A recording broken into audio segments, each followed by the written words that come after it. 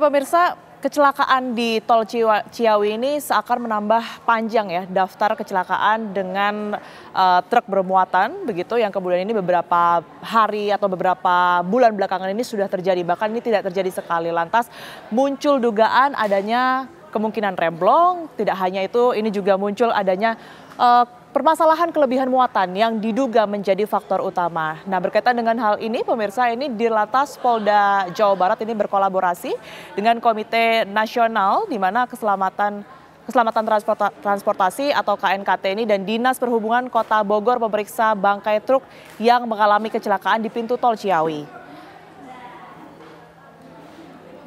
Truk yang diketahui merek Uno ini pun diperiksa satu persatu pemirsa bagian-bagian yang telah rusak terbakar oleh ATPM.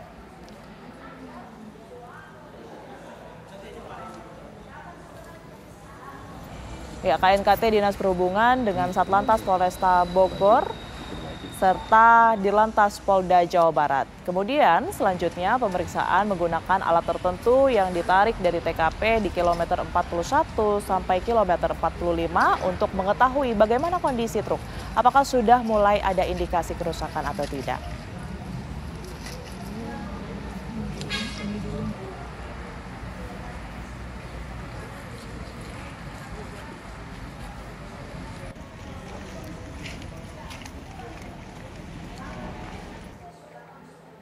Ya, berkaitan dengan update penyebab dari kecelakaan di Tol Ciawi ini, pemirsa kami akan membahasnya dalam dialog di Apa Kabar Indonesia malam hari ini. Sudah ada sejumlah narasumber yang tergabung bersama kami saat ini. Di studio sudah ada Bapak Gemilang Tarigan yang merupakan Asosiasi Pengusaha Truk atau APRindo. Selamat malam Pak Tarigan. Selamat malam Mbak Sehat Dara. Ya Pak ya? Ya sehat.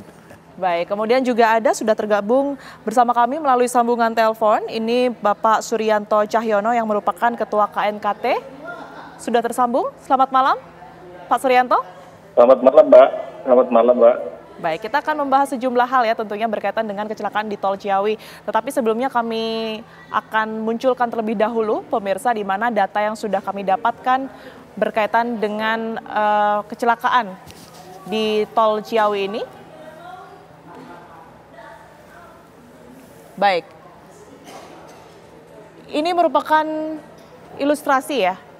Kecelakaan di Tol Ciawi 2 pemirsa, kami sajikan ilustrasinya untuk Anda. Kronologi kecelakaan maut di gerbang Tol Ciawi 2 Selasa malam. Di mana sejumlah kendaraan ini sedang mengantri dan sedang melakukan transaksi di gerbang Tol Ciawi 2 arah Jakarta. Truk bermuatan galon air mineral melaju dari arah Ciawi menuju Jakarta. Truk diduga mengalami remblong hingga hilang kendali dan menabrak sejumlah kendaraan di gerbang tol. 6 kendaraan mengalami kerusakan, namun 3 diantaranya terbakar. Kecelakaan ini juga mengakibatkan 3 gardu tol di gerbang tol Ciawi 2 rusak.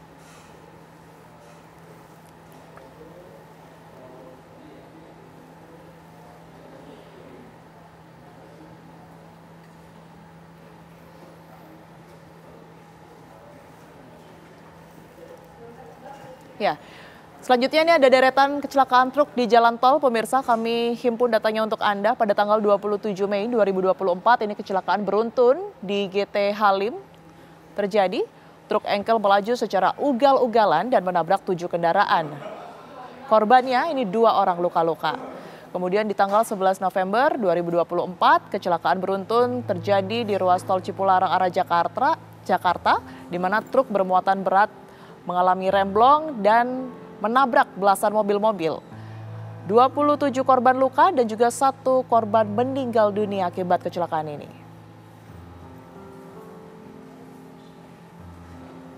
Selanjutnya, di bulan Desember ini pada tanggal 23 Desember 2024, kecelakaan bus angkut pelajar di Jalan Tol Pandaan Malang, di mana bus pariwisata ini menabrak truk mundur dan tidak kuat menanjak. Korbannya 4 orang meninggal dunia. Kemudian kita ke tahun 2025, ini di bulan Februari tanggal 5, tabrakan beruntun 6 kendaraan di gerbang tol Ciawi di Bogor, Jawa Barat terjadi kemarin.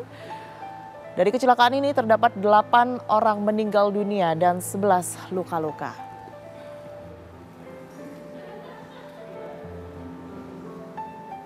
Baik, kita akan membahasnya pemirsa. Saya akan langsung ke Ketua KNKT Pak Suryanto. Pak Suryanto, KNKT sudah memiliki data-data yang kemudian dihimpun dari lapangan, baik itu di lokasi kejadian maupun mungkin melihat kondisi kendaraan. Temuan dari KNKT sendiri seperti apa, Pak Suryanto? Ya, untuk KNKT sudah mengambil beberapa data di lapangan, mengukur kemiringan dari sudut jalan yang ada di gerbang tol Ciawi 2 itu, terus kemudian kita juga melihat kendaraan, tapi hasilnya belum bisa belum, masih ada di teman-teman investigator. Kami belum bertemu dengan mereka.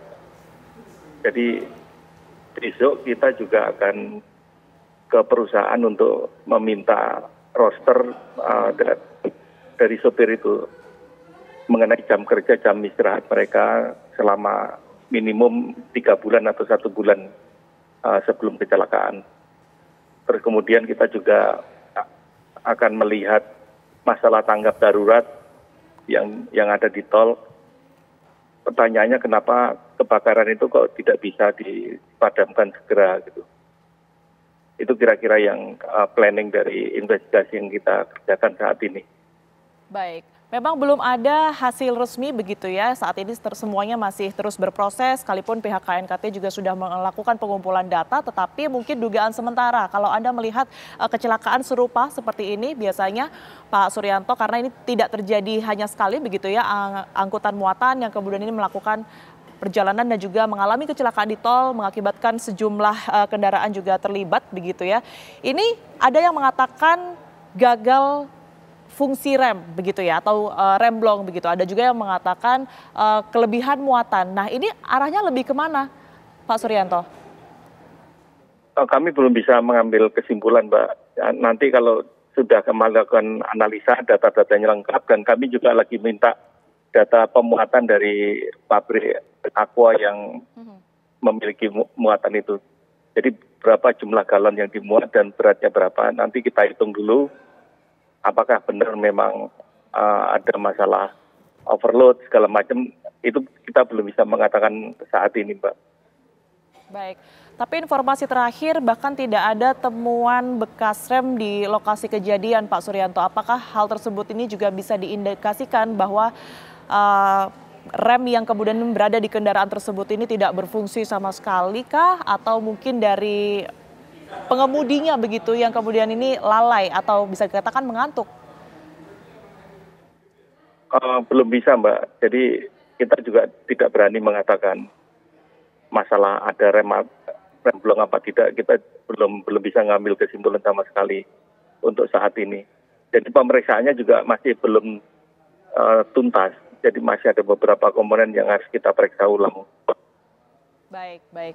Pak Suryanto, apakah dari pihak KNKT atau dari Bapak sendiri sudah mencoba untuk bertemu dengan pengemudi dari truk tersebut? Ya, kita sudah ke rumah sakit, tapi memang belum diizinkan dokternya untuk bisa diwawancarai si pengemudi ini, Mbak. Baik. Saya ke Pak Tarigan terlebih dahulu ya. Pak Tarigan, kalau melihat kejadian terakhir ya, meskipun tadi kita sudah disajikan dengan berbagai data-data bahwa kejadian ini bukanlah yang pertama kali, tapi kalau kita mengacu pada kecelakaan di gerbang tol Ciawi 2 kemarin, sebenarnya kalau Anda melihat arah atau kecenderungannya ini kemana? Apakah memang kendaraan ini bisa jadi faktor utama begitu ya, atau dari pengemudi? Siapa yang seharusnya bisa digali lebih dalam ini, Pak? Baik, kami pertama-tama sebagai pengusaha truk menyampaikan duka yang mendalam dan prihatin atas kejadian ini. Dan kejadian ini kelihatannya berulang. Sebetulnya kita sering diskusi, termasuk dengan KNKT, bahwa kalau melihat daripada jenis truk yang digunakan adalah jenis truk lost bak terbuka, flatbed, muatan air yang dikemas dalam galon merek Hino tahun 2014. Sekarang udah tahun 2025, berarti udah berumur 11 tahun. Tergolong tua begitu ya kendaraannya ya? Ya sebetulnya belum terlalu tua, karena lebih tua dari itu banyak sekali. Banyak yang masih beroperasi? Ya, hampir 80% kita truknya di atas 10 tahun gitu ya. Namun jenis rem yang digunakan kami dapat pastikan kalau tahun itu adalah jenis AOH, Air Over Hydraulic. Artinya rem yang digunakan adalah rem minyak didorong melalui angin. Nah, jenis ini sudah teknologi yang usang, bahkan di luar negeri itu tidak dipakai lagi. Tapi itulah kita di sini masih kita pakai. Ya, itu barangkali salah satu kalau prediksi kami bahwa jenis rem ini banyak mengalami permasalahan karena sering terjadi perembesan, sehingga berbeda dengan full air brake. Ketika truk ataupun alat berat yang menggunakan rem yang angin, ketika dia bocor, begitu dihidupkan mesinnya, maka tidak bisa dijalankan, tidak bisa. Maka harus perbaikan dulu. Sehingga kemungkinan untuk rem blongnya sedikit. Gitu kemungkinannya sedikit begitu ya kalau melihat dari tipe itu tadi ya Pak Trigan. Kemudian kami juga ingin mengetahui sebenarnya SOP pada saat sebuah atau suatu perusahaan memberangkatkan truk untuk melakukan pengantaran barang misalnya, ini SOP-nya seperti apa saja, tapi boleh dijawab nanti Pak Trigan usai jeda berikut ini. Kami masih akan kembali pemirsa. Anda kembali di Apa Kabar Indonesia Malam, pemirsa. Kami akan lanjutkan dialog bersama dengan Pak Trigan. Pak Trigan, kalau kita melihat dari SOP ya maupun juga hal-hal yang setidaknya harus dilakukan pengecekan sebelum keberangkat ini, alurnya seperti apa sebenarnya Pak? Sebetulnya kalau sebagai pengusaha truk, itu sudah menyadari bahwa mengeluarkan kendaraan dalam keadaan tidak safe, itu saja sama juga gantung diri. Karena bagaimanapun pasti rugi. Jangankan ada kecelakaan, storing aja udah keluar bawa barang, kemudian harus memperbaiki, itu hilang ongkos tadi pun tidak akan kembali. Jadi bagi pengusaha, kelaikan kendaraan ataupun kesiapan kendaraan selalu menjadi perhatian. Karena bagian mekanik di sana dengan pengemudinya sudah punya, kalau pengemudi ada yang keluhan, dia melapor kepada mekanik. Dan sebelum mekanik memperbaiki tidak akan dilepas itu mobil. Kira-kira begitu. Jadi standarnya seperti apa? Itu harus dilakukan pengecekan sebelum berangkat, itu sudah pasti. Kemudian dari perusahaan memastikan bahwa pengemudi ini bisa baik-baik saja begitu ya, kondisi kesehatannya baik, kemudian juga kemampuannya juga bisa dipertanggungjawabkan. Ini bagaimana? Di dalam perusahaan yang sudah teratur ya, hal ini memang sudah dilihat jadwal bekerja dan kapan yang harus beristirahat, kapan harus tugas, itu sudah diatur oleh bagian personalia di dalam satu perusahaan. Tapi kalau seperti kita ketahui sekarang bahwa ada 6,5 juta truk yang dimiliki oleh ada yang perusahaan yang memiliki perizinan lengkap dengan sistem manajemen yang rapi, tapi sebagian besar ada juga yang memiliki pribadi yang kita tahu sistem yang apa yang mereka pergunakan. Nah, ini yang perlu menjadi perhatian kita sekarang, bahwa semua sosialisasi mengenai aturan dan tata tertib di jalan ini tidak tersosialisasi kepada mereka. Nah, ini yang saya pikir di dalam aturan main atau undang-undang yang akan dirubah ini, mereka juga harusnya diikut sertakan dalam aturan yang berlaku saat ini. Gitu. Baik, saya ke Pak Suryanto. Pak Suryanto, kalau tadi Anda mengatakan memang butuh waktu begitu ya, melakukan penyidikan untuk mengetahui penyebab pasti dari kecelakaan ini. Melihat dari kondisi kendaraan yang kemudian kita ketahui cukup parah ya, ada yang kemudian terbakar, susah teridentifikasi nomor kendaraannya. Ini membutuhkan waktu berapa lama, Pak Suryanto? Untuk penyelesaian laporannya, Mbak, maksudnya? Kalau untuk penyelesaian laporan, kita targetkan sekitar kurang lebih 2 bulan, Mbak. Oke, baik. Artinya 2 bulan itu sudah diketahui penyebab pasti dari kecelakaan. Nah, untuk hal-hal yang kemudian ini dilakukan sebagai mitigasi, adakah yang tadi sudah disinggung oleh Pak Tarigan, sosialisasi begitu ya, yang bisa dilakukan setidaknya oleh pihak KNKT? Jadi KNKT sudah mengeluarkan rekomendasi. Ada 4 hal yang fundamental yang perlu dilakukan perbaikan agar kecelakaan yang sama tidak terulang kembali. Jadi yang pertama fundamental itu masalah perawatan. Tadi disinggung Pak Tarigan masalah perawatan. Mau apapun mobilnya, mau sebagus apapun mobilnya, kalau nggak dirawat juga akan ada masalah. Dan seperti di kereta, di pesawat, itu ada ketentuan minimum apa yang harus dilakukan perawatan. Dan itu diatur dalam peraturan menteri minimum. Nah, tapi di lalu lintas jalan ini belum ada keharusan, kewajiban apa yang harus dilakukan perawatan secara reguler.